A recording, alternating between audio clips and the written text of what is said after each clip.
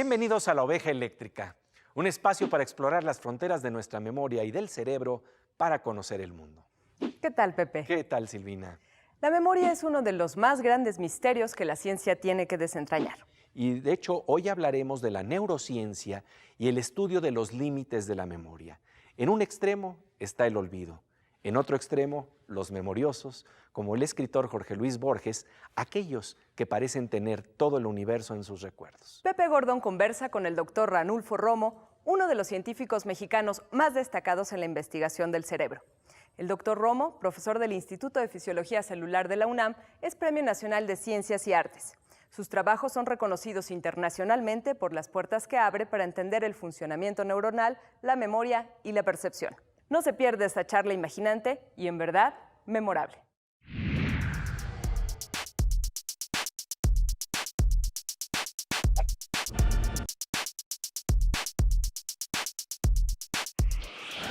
Ranulfo Romo, un gusto tenerte aquí en los estudios de Canal 22 en La Oveja Eléctrica. Pepe Gordon, es un placer estar contigo otra vez. Oye, pues fíjate que vamos a investigar, o más bien explorar contigo, tus últimos hallazgos en términos de neurociencia. Y para entrar en tema, me gustaría que viéramos algo que está relacionado con la memoria y los misterios de la memoria. ¿Qué te parece?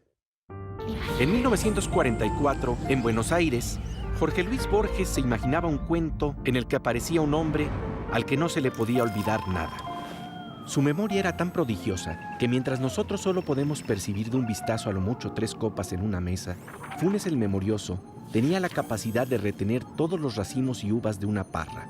Borges nos dice que Funes se sabía las formas de las nubes del amanecer del 30 de abril de 1882 y podía compararlas en el recuerdo con las vetas de un libro en pasta española que solo había mirado una vez y con las líneas de la espuma que un remo levantó en un río poco antes de una batalla. Mientras Borges imaginaba a Funes, justamente por esos años, el doctor ruso Alexander Luria, que no estaba al tanto de la historia del escritor argentino, estudiaba a un hombre que no sabía que tenía una memoria maravillosa, fuera de lo común, parecida a la de Funes. ¿Acaso no todos recordamos todo? El problema para ellos, incluyendo a Borges, era cómo olvidar. Y esto nos deja un problema a los que no somos, ni de cerca, tan memoriosos. ¿Cómo los olvidamos? ¿Qué nos recuerdan? Nos dice algo maravilloso el genial Borges, que es tan importante memorizar, como también es importante olvidar. Entonces, por muchos años hemos pensado que es muy importante memorizar, pero hasta ahora nos hemos dado cuenta que también tenemos que buscar los circuitos cerebrales que tienen que ver con el olvido. Entonces, como en todas las cosas en la vida, tiene que ser un balance entre las dos cosas, porque no podemos tener un basurero en nuestro cerebro. También tenemos que desecharlo y quedarnos solamente con aquello que es importante, que es relevante para nuestra vida diaria y también para nuestras actividades profesionales, culturales, etc. Y de hecho esto nos lleva al problema de cómo abordamos la memoria desde la neurociencia. El problema de qué es lo que pasa cuando estamos percibiendo el mundo. ¿Lo estamos viendo porque estamos viendo algo que ya pasó? Entonces estamos viendo de memoria.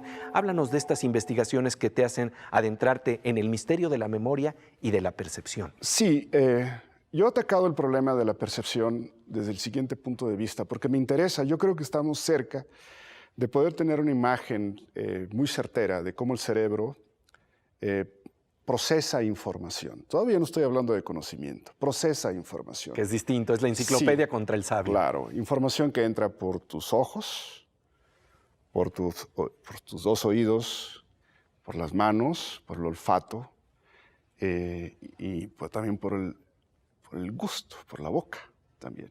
Toda esa información entra a tu cerebro y lo que hemos encontrado, ya otros colegas también sabemos con precisión, qué zonas del cerebro son las receptoras de la información y la forma como las neuronas codifican esta información de las diferentes modalidades sensoriales. ¿Okay?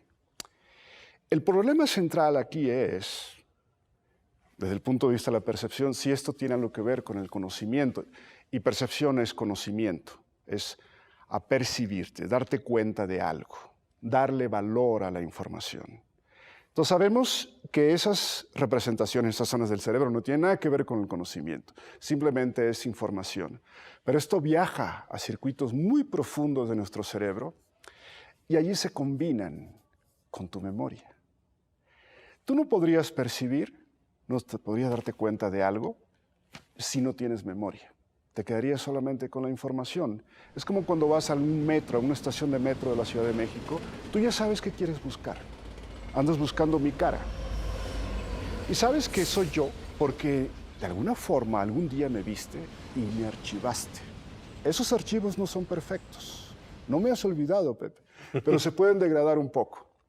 Y lo que va a hacer tu cerebro es estarlo cotejando continuamente con las caras que están apareciendo del túnel del metro. Y en algún momento vas a decir, ahí está Ranulfo. Oh, pero no es Ranulfo, porque tu archivo de la memoria no se cotejó muy bien con esa información que tienes en tu cerebro muy fresca, hasta que llega un momento en el cual me reconoces. Y eso es muy importante, es una labor verdaderamente genial la que hace nuestro cerebro. Si existe el genio es porque está dentro del cerebro. Me reconoces y entonces me percibes. Y tu memoria jugó un rol importante y tu información también.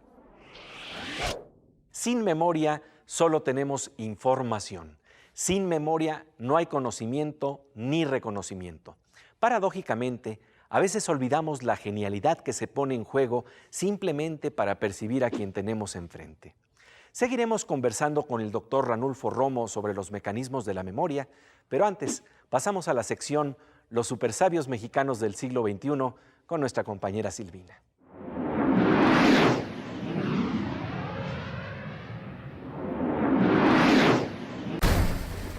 Pues querida Silvina, ¿qué es lo que nos traes el día de hoy en la sección de los supersabios?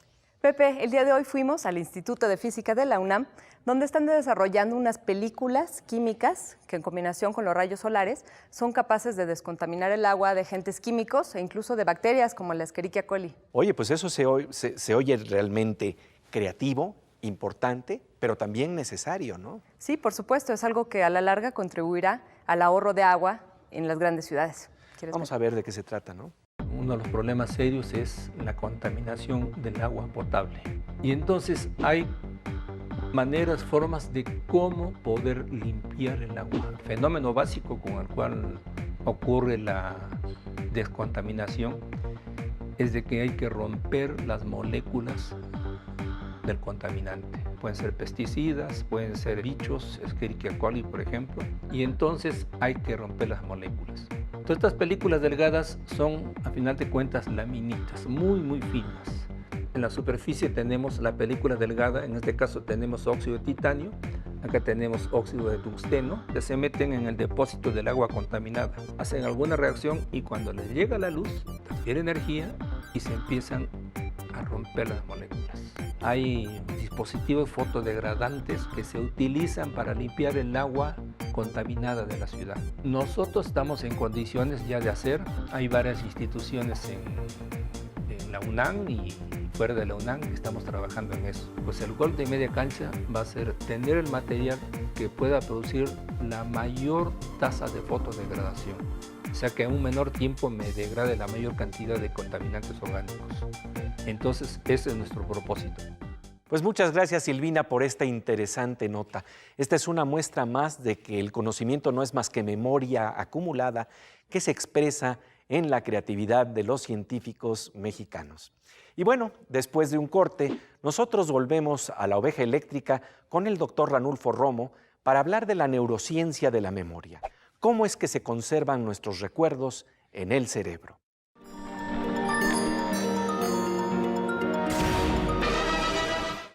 Estamos de regreso en La Oveja Eléctrica con un tema apasionante, la neurociencia de la memoria, los límites del olvido y del recuerdo. En la Edad Media, una de las técnicas para recordar todo lo que existe, desde los árboles hasta las estrellas, desde los diferentes tipos de peces hasta las distintas formas de las nubes, era crear planos de teatros en donde cada asiento, cada columna, cada grada, cada balcón, cada pasillo se volvería una especie de cajón para guardar ordenadamente la información. Bellísimos estos mapas, estos teatros de la memoria. El doctor Ranulfo Romo conversa con Pepe Gordon sobre la forma en que la ciencia del siglo XXI piensa que el cerebro archiva la información.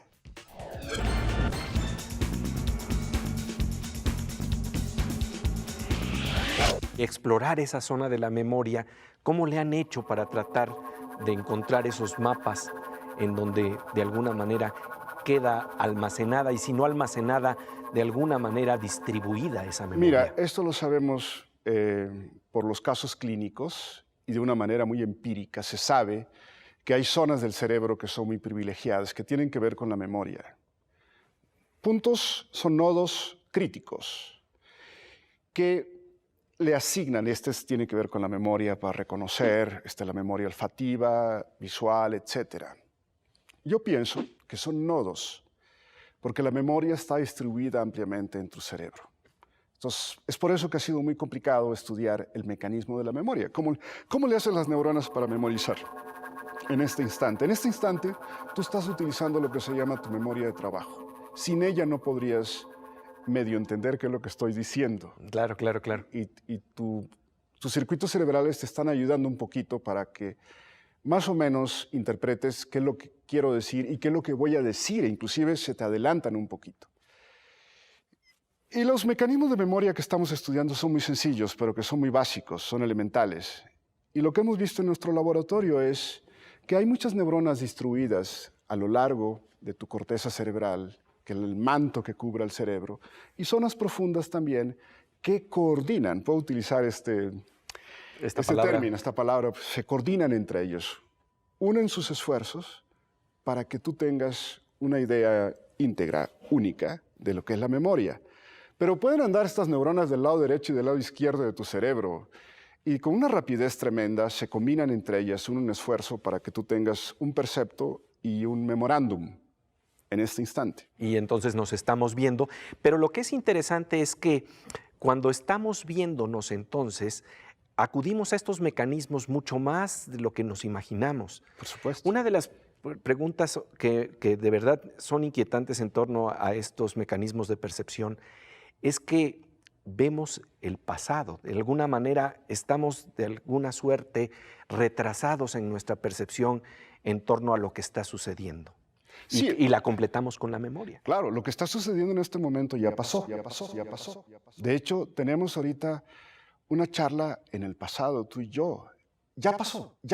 Otra vez. Pero cuando hablamos del pasado, eso es lo que le podemos poner días, le podemos poner horas, años, lustros, lo que tú quieras. Tu tiempo somático se va hacia atrás. Y tú puedes ir en 1950, en 1960, en 1940, o qué sé yo, cualquier día, y tú puedes recrear a voluntad, por tus propios circuitos cerebrales que se encienden. No sé dónde esté la voluntad en el cerebro, pero yo puedo a voluntad, puedo recordar la cara de mi madre en este momento. Y puedo recordar quizás alguna escena cuando tenía 5 años, cuando iba agarrado de su manita, o algo que me sucedió. Entonces nosotros a voluntad podemos activar estos circuitos de la memoria y eso es muy ágil y eso es muy bueno porque tú no podrías ser lo que eres si no lo hicieras. Y ese mecanismo también, no en términos de lustros, pero de segundos, ocurre en este instante, ¿no? Porque eso es lo que es apasionante, que nuestra máquina es un poco lenta para percibir lo que está pasando en este momento. Y entonces, la imagen que en este momento tengo al verte es algo que proceso por segundos, un poquito después. Milésimas de segundo. Milésimas de segundo. Tan es así que cuando yo te estaba escuchando, estaba utilizando mi memoria de trabajo auditiva. ¿Por qué? Porque yo conozco el español. Yo fui educado para entenderte. Las palabras, sujeto, verbo y predicado, así es como me enseñaban en mi época. Entonces mi cerebro lo que estaba haciendo es reconociendo tus palabras y dándole sentido a lo que me estabas diciendo. Pero tenía que estar echando mano de mi memoria de trabajo para poder seguir estas secuencias, que son lentas, por cierto, muy lentas, y que yo te fuera entendiendo. Sin este mecanismo de la memoria de trabajo, yo no podría entenderte, Pepe. ¿Sí? No nos podríamos entender. No nos podríamos comunicar tú y yo. Estaríamos sentados aquí en el estudio. Pues a mí no me deja de asombrar ese pequeño retraso de milésimas de segundo en donde adivinamos y construimos y reconstruimos el mundo de memoria. De por sí ya vemos el pasado. Por ejemplo, cuando vemos las estrellas, vemos lo que pasó hace millones de años. Su luz apenas nos está alcanzando. Cuando vemos el sol, vemos lo que pasó hace 8 minutos. Y cuando estamos con nuestra pareja y vemos sus ojos, a veces nos hacemos esta pregunta. ¿No estamos viendo lo que ya pasó hace un instante? ¿Estamos ante el pasado? Seguiremos conversando sobre este apasionante tema con el doctor Ranulfo Romo, experto en neurociencia, pero antes vamos a la sección Experimentos con Aura Científica con nuestra compañera Aura López.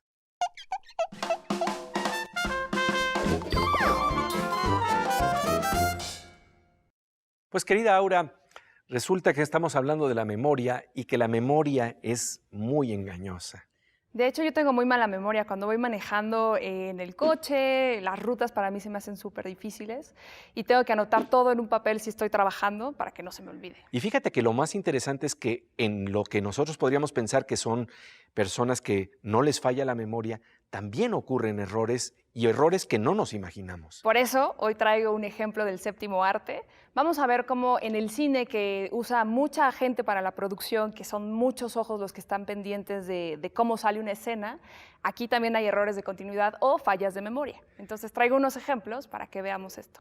Aquí en Star Wars puedes ver que hay un abrigo al lado de C-3PO, es este robot, y ahí ya no hay nada.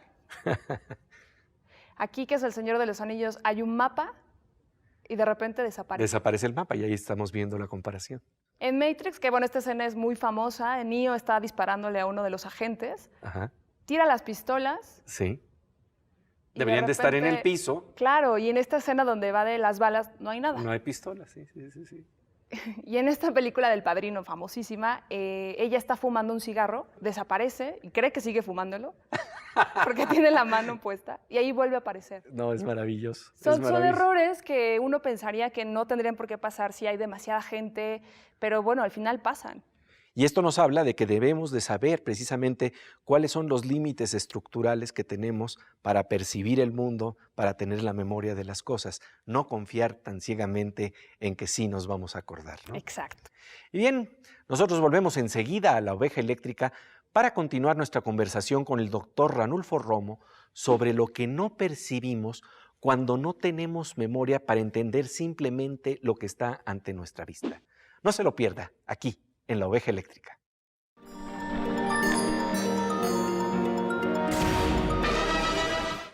Estamos de regreso en La Oveja Eléctrica con un tema apasionante. ¿Cómo procesa el cerebro la información y la memoria? Creo que nos ha quedado claro que sin memoria no hay conocimiento y reconocimiento. Pepe Gordón le hace una interesantísima pregunta al doctor Ranulfo Romo. ¿Qué se nos pierde del mundo cuando no tenemos memoria para percibirlo?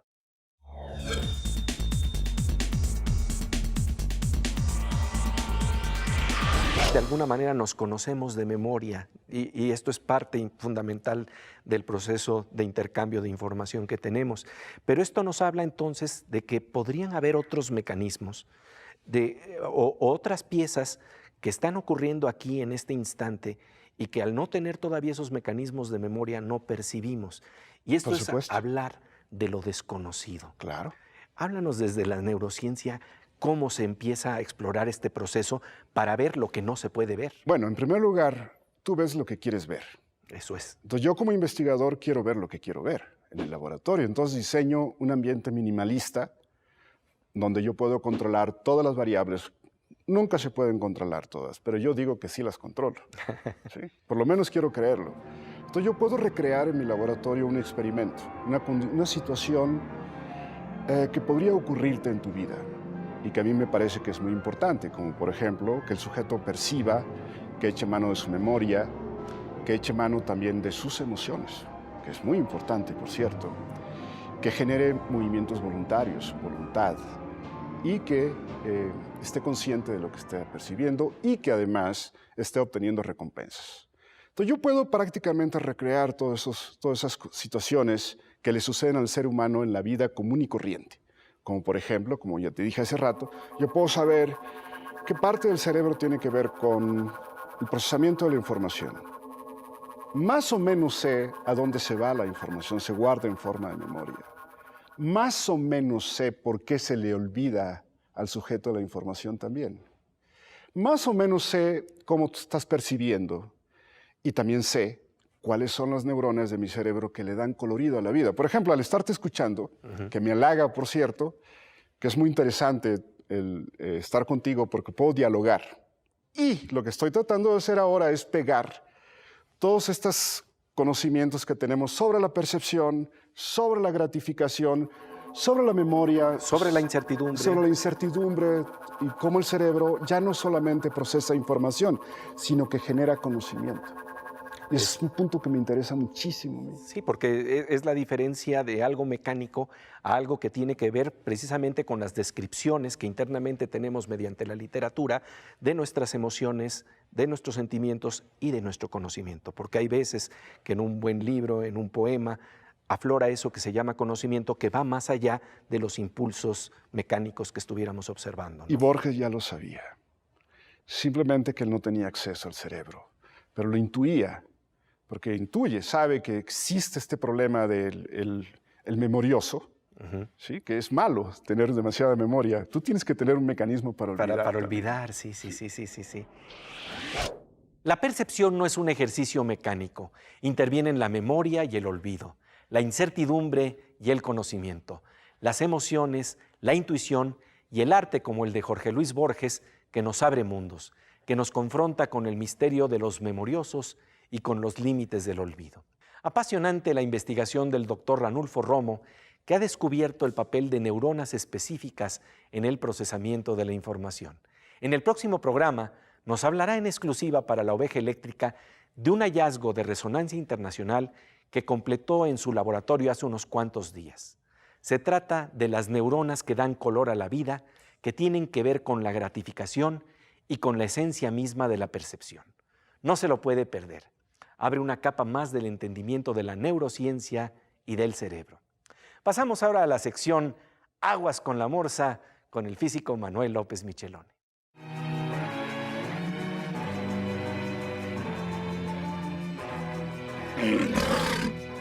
Querido Morsa, como siempre un gusto estar aquí junto contigo. Muchas gracias, Pepe.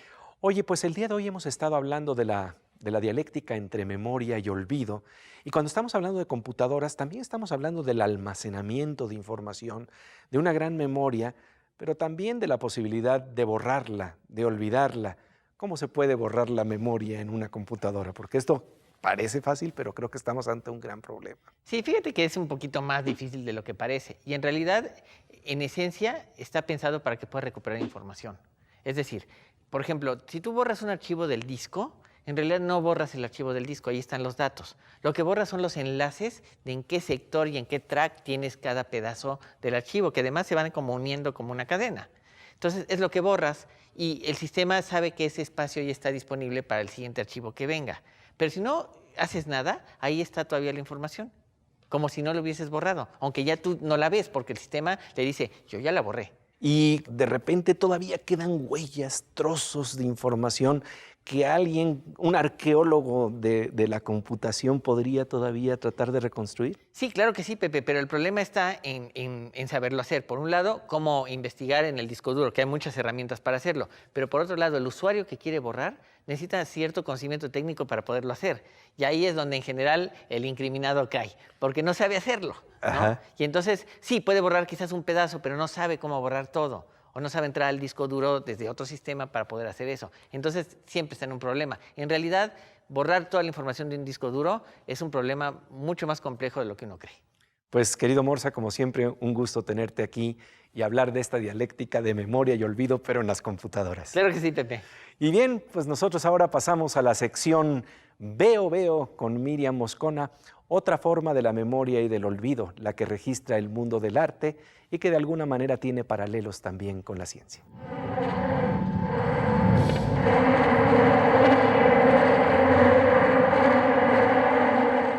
Querida Miriam, pues como siempre un gusto encontrarnos aquí en la Oveja Eléctrica. Igual para mí, Pepe. Oye, pues fíjate que una de las cosas que más me gusta del cine en general es esta capacidad que tiene de hacer estas tomas de acercamiento, zoom in, y también luego de alejamiento, zoom out. Y la ciencia también nos permite ese tipo de tomas, ¿no? Hoy en día los satélites sí pueden tener este ojo que permite esto que mencionas tú, de acercar y tener también una visión de nuestro planeta desde una perspectiva que antes era imposible. Así que, como solemos hacer en esta sección, hoy vamos a ver una imagen que no es lo que parece ser. Buenísimo, vamos a verlo. Este cuadro de interesantes volúmenes repetidos de una orilla a otra y de arriba a abajo no es el acercamiento a una colmena o el acercamiento microscópico a un cuerpo vegetal. Se trata nada menos que el desierto de Níger. Los volúmenes son el levantamiento de las dunas, allí donde no nos gustaría perdernos. Esta otra imagen es también del mismo desierto, el desierto más grande del mundo, el desierto del Sahara, que atraviesa más de una docena de países africanos. La imagen fue tomada de la popular aplicación de Internet llamada Google Earth. Nuevamente podríamos pensar en algún pintor oaxaqueño que emplea arenas y colores tierra en sus lienzos. Sin embargo, esta abstracción es tan real como usted mismo. Perderse entre este arenal extenso sería un poco complicado. Nadie le diría: donde las dunas se hacen chiquitas, por allí tomas a la derecha, pues allí, con dunas grandes o pequeñas, todo parece salir del mismo sueño. Con la memoria de sabor salino que nos trae nuestra compañera Miriam Moscona, llegamos al final de esta emisión. Los esperamos en La Oveja Eléctrica, un espacio donde la memoria nos hace recordar que somos una opción. Aquí, en Canal 22. Nos encontramos con el doctor Ranulfo Romo, experto notable en neurociencias, para hablar de los últimos hallazgos en torno a las investigaciones sobre memoria y percepción. Por cierto, es un verdadero diálogo entre Pepe y yo, porque Pepe sabe tantas neurociencias como lo sé yo. Los esperamos en La Oveja Eléctrica. Sí, aquí en Canal 22.